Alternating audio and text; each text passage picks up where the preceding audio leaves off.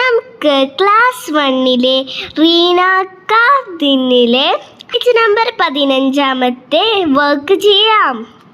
Sochi or ബത്തായിയെ, ആലോചിച്ച് നമുക്ക് പറയാം. आप घर में कौन कौन से काम करते हैं? സഹി ക ചിഹ്ന ലഗായിയെ. എന്നുള്ളതിന് താങ്കൾ എന്നാണ് നമ്മൾ പറയാം അല്ലേ. കുട്ടികളാകുമ്പോൾ പറയും നിങ്ങൾ വീട്ടിൽ എന്തൊക്കെ ജോലികൾ ചെയ്യുന്നു ചോദിക്കുകയാണ്. സഹി ക ചിഹ്ന ലഗായി. സഹി എന്ന് വെച്ചാൽ എന്താ, ടിക്ക് മാർക്ക് അല്ലേ. ശരിയാണോ തെറ്റാണോ എന്ന് ചോദിക്കുകയാണ്. ട്രൂ ആണോ ഫോൾസ് ആണോ എന്ന് നമ്മൾ ചോദിക്കും അല്ലേ. അപ്പോൾ അത് കറക്റ്റ് ആണെങ്കിൽ അതിൻ്റെ സഹിയുടെ ചിഹ്നം ഇടാനായിട്ട് പറയാണ്. 2 വരികൾ കൊടുത്തിട്ടുണ്ടല്ലോ പദ്യത്തിൻ്റെ. ഹാത്ത് ഹേ മേരെ ചോട്ടെ ചോട്ടെ കാം കരൂ മേ ബെഡേ ബെഡേ. എന്തായാലും പറയുന്നത് ഹാത്ത് എന്താണ്, ചെറുതാണല്ലേ. മേരെ ചോട്ടെ ചോട്ടെ, ചെറിയ ചെറിയ കൈകളാണ്. പക്ഷെ നമ്മൾ ചെയ്യുന്ന ജോലികളോ വലിയ വലിയ ജോലികളാണ് ചെയ്യുന്നത് പറയണം. കാരണം കുട്ടികൾക്ക് ചെറിയ ജോലി പോലും വലുതായിട്ടാണ് തോന്നുക അല്ലേ. അല്ലെ, അവരെ കൊണ്ട് അത്രേ പറ്റുള്ളൂ. ആരാണ് ഇത് എഴുതിയിട്ടുള്ളത്? സാബ ഏകലവ്യാണ് എഴുതിയിട്ടുള്ളത്.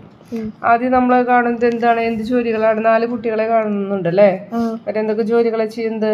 ആദ്യത്തെ എന്താണ്, ആദ്യം ഒരു കുട്ടി ഭക്ഷണം കഴിക്കുന്നുണ്ട് അല്ലേ. ഫുഡ് കഴിക്കുന്നതൊക്കെ നമുക്ക് തന്നെത്താൻ ചെയ്യാറായി അല്ലേ.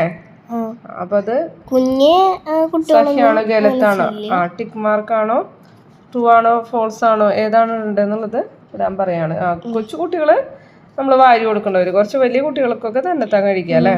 രണ്ടാമതായിട്ട് കാണുന്നത് എന്താണ്, ഒരു കുട്ടി ഷെൽഫിലെ ബുക്കൊക്കെ പൊടി തട്ടി ഒക്കെ ഒതുക്കി വെക്കുന്നുണ്ട് അല്ലേ. അത് നമുക്ക് ചെയ്യാൻ പറ്റുന്ന കാര്യമാണല്ലേ.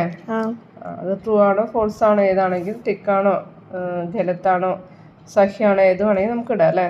അടുത്തതായിട്ട് എന്താ വരുന്നത്, കുട്ടി ബ്രഷ് ചെയ്യുന്നതാണല്ലേ.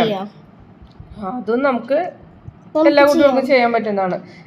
തീരെ ചെറിയ കുട്ടികൾക്ക് മാത്രമേ, അവർക്കാണ് പല്ല് തേക്കാൻ പറ്റാത്തുള്ളൂ, ബ്രഷ് ചെയ്യാൻ പറ്റാത്തുള്ളൂ. ലാസ്റ്റ് കാണുന്നത് എന്താണ്, ഒരു കുട്ടി തലമുടി ചീർത്തുകൊണ്ട് ഇരുന്നതാണല്ലേ. അപ്പൊ അതും നമുക്ക് ചെയ്യാൻ പറ്റുന്നതാണോ, എന്താണ് ടിക്കാണോ സഹിയാണോ ഗലത്താണോ എന്ന് ഇടാൻ പറയണം. ഇത്രയാണ് നമ്മൾ അതിൽ കാണുന്നത് അല്ലേ. Thank you and by.